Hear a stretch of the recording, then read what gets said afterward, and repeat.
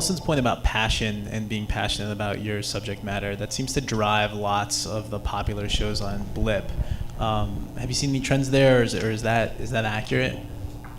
I think it's accurate. I think there are plenty of people already making shows for everybody. I mean, that's the key thing of what Wilson was getting at, is there's no longer, once you leave the TV set, there's no benefit in trying to cater to everyone, is trying to figure out how to get as many people as possible to watch.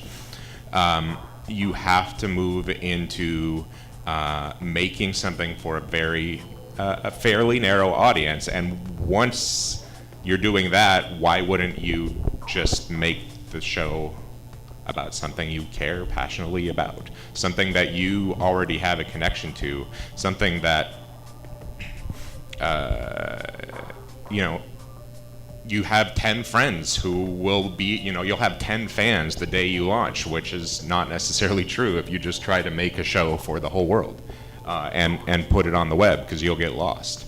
A good way to think of it is if you go and search for World of Warcraft show, you're going to find the Guild. If you go and search for family sitcom, you'll just find a never-ending string of similarity. And it's not as big as the internet is. It's not too hard to carve out a space for yourself.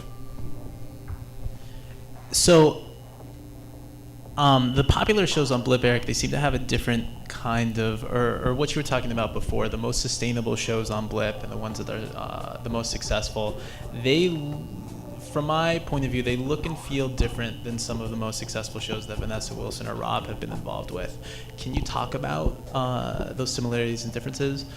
Sure. A lot of the most successful shows are talking directly to the audience.